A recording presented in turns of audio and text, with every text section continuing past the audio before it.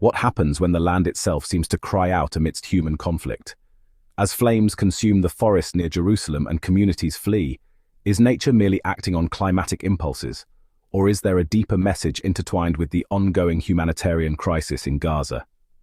In recent days, central Israel has been gripped by unprecedented wildfires, with areas like Beit Meir, Eshtaol, and Mesilat Zion facing severe threats. The fires, fueled by intense heat and strong winds, have led to mass evacuations, injuries, and a national emergency response. Prime Minister Benjamin Netanyahu has sought international assistance, highlighting the severity of the situation. Simultaneously, Gaza endures a dire humanitarian crisis.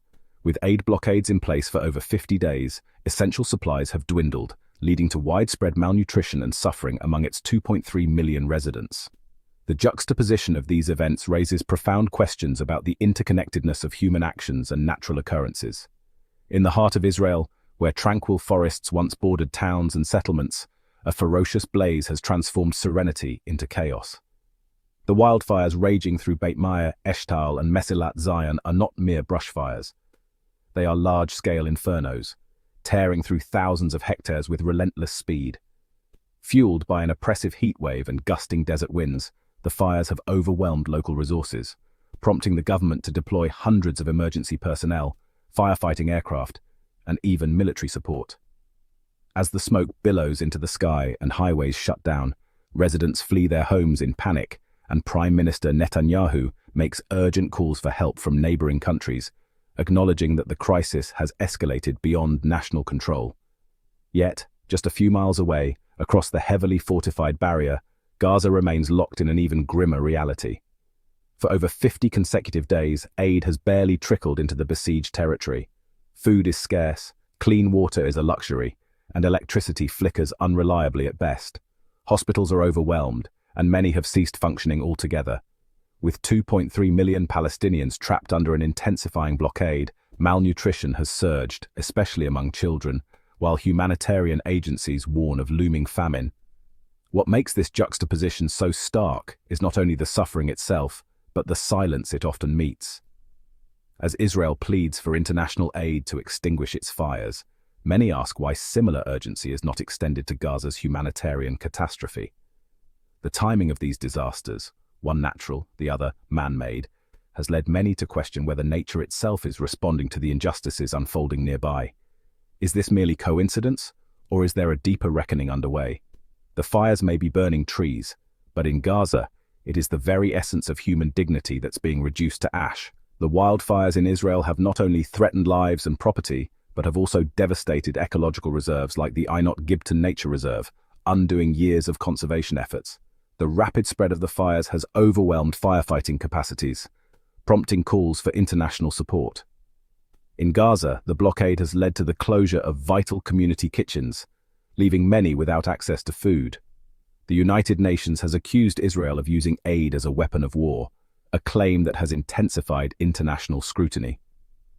These concurrent crises highlight the fragility of human systems in the face of both natural and man-made disasters. They also underscore the importance of humanitarian considerations in policy decisions and the potential consequences of neglecting such concerns. The scale and speed of the wildfires sweeping across Israel have left the nation reeling. Beyond the damage to homes and infrastructure, the infernos have scorched delicate ecosystems, like the Einot Gibton Nature Reserve, a sanctuary that had only recently been reopened after years of painstaking environmental restoration. In mere hours, what took a decade to nurture was reduced to charred earth and lifeless ash. The devastation has stretched Israel's firefighting forces thin, with over 200 emergency units and aerial support scrambling to contain the flames. Their efforts, while heroic, have been hampered by dry conditions and unpredictable winds, forcing the Israeli government to issue international pleas for assistance, including from countries like Greece and Cyprus. Meanwhile, in Gaza, a quieter but more prolonged emergency unfolds, one not sparked by nature, but by human hands. The blockade, now entering its second month, has crippled the territory's already fragile infrastructure. With borders sealed and supply chains severed, hundreds of community kitchens, lifelines for impoverished families, have shut down. Children go to sleep hungry, mothers queue for hours for bread that may never arrive. The United Nations has condemned the tactic, accusing Israel of turning humanitarian aid into a tool of political leverage. Aid is no longer a guarantee of survival. It has become a bargaining chip in a deeply asymmetrical conflict. The parallel crises, one an environmental disaster, the other a man-made siege, reveal a sobering truth. Both natural and human systems can fail, and often do, when compassion is missing from governance. The wildfires lay bare the vulnerabilities of even a developed nation like Israel when nature strikes without warning. But Gaza's plight is not about unpredictability. It is about sustained and deliberate neglect. When leaders prioritize military goals over humanitarian obligations, entire populations suffer, not just from the weapons of war, but from the slow, grinding erosion of daily dignity. These tragedies serve as stark reminders that the true test of a society is not in how it protects its own, but in how it treats the powerless under its influence. The simultaneous occurrence of these crises prompts reflection on broader themes of justice, responsibility, and the human impact on the environment.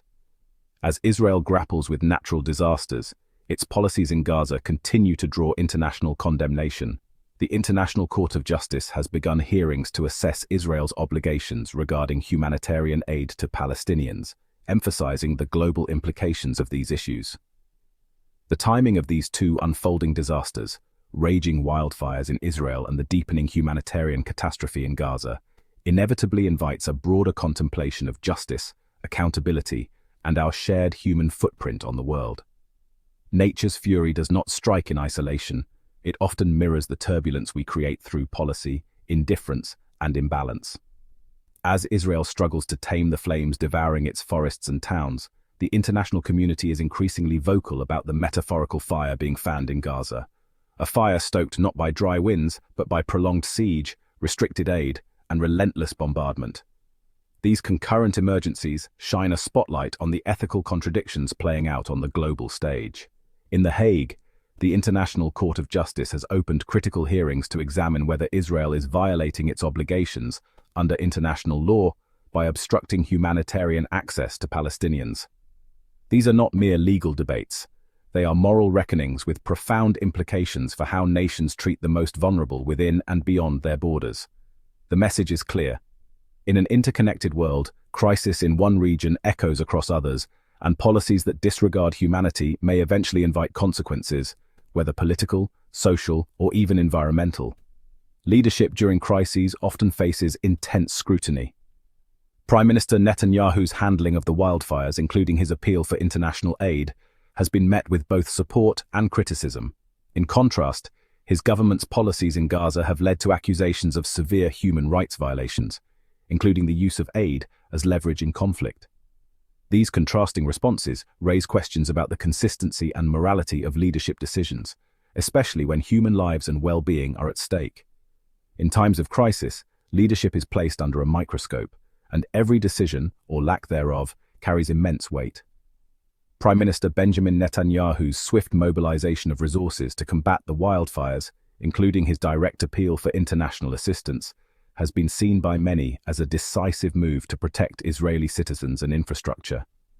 Yet, this proactive stance contrasts sharply with his government's approach to the crisis in Gaza, where basic humanitarian aid has been obstructed and civilian suffering largely ignored or dismissed as collateral.